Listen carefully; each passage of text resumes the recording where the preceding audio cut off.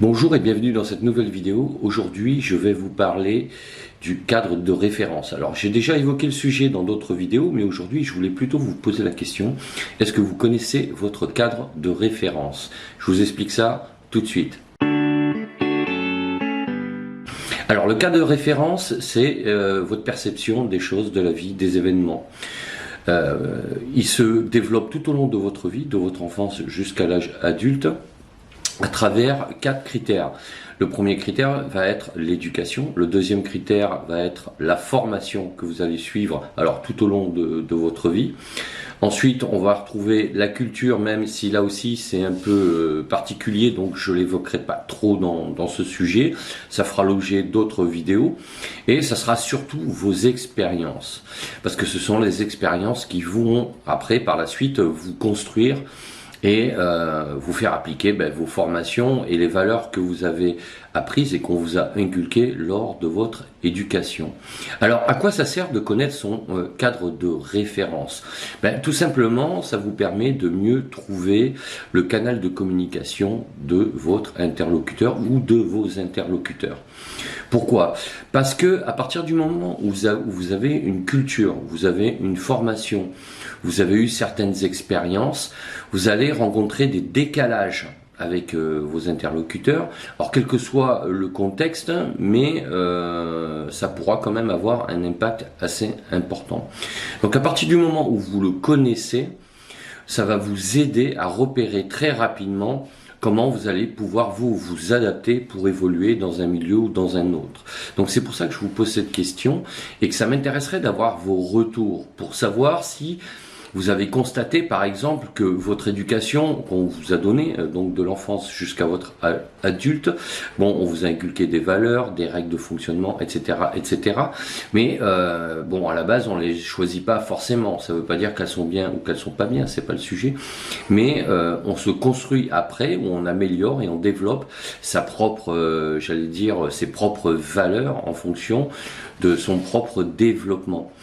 Donc, une fois que vous avez fait ça, vous allez utiliser les formations que vous avez suivies tout au long de votre scolarité et tout au long de, même pendant vos différentes expériences professionnelles, parce que aujourd'hui, on se forme tout au long de la vie. Et tout ça, ça va contribuer à améliorer et à modifier votre cadre de référence. Et est-ce que vous, à un moment donné, vous avez senti que vous étiez donc en train de changer, ou alors que vous étiez justement perdu parce que vous aviez l'impression que vous n'étiez plus en accord avec votre éducation, par exemple, avec ce qu'on vous avait appris, ce qu'on vous avait inculqué comme croyance. Alors ces croyances ont pu se transformer en croyances limitantes avec le temps, parce que vos expériences ont fait que ça a modifié votre regard sur certains sujets qu'on vous avait appris et qu'on vous avait conseillé d'aborder et de percevoir de telle ou telle manière. Donc ensuite, ce sont, comme je le dis déjà, vos expériences qui vont vous apporter le plus de cadres de référence, qui vont construire, qui vont vous remplir de l'intérieur pour vous construire votre propre cadre de référence. Donc, est-ce que vous avez, vous, senti tout au long de votre vie ces évolutions-là? Est-ce que ça vous a perturbé à un moment donné? Est-ce que vous vous êtes posé ces questions en sachant que vous pouvez tout à fait lire l'article que j'ai écrit sur le sujet, qui vous donneront des clés, qui vous expliqueront pourquoi, à un moment donné dans sa vie, on est perdu parce que quand on devient adulte, on est obligé souvent, ou amené tout simplement à avoir sa propre réflexion, ses propres analyses en fonction de sa propre vie et on prend un chemin qui est un peu différent que celui que l'on nous avait indiqué.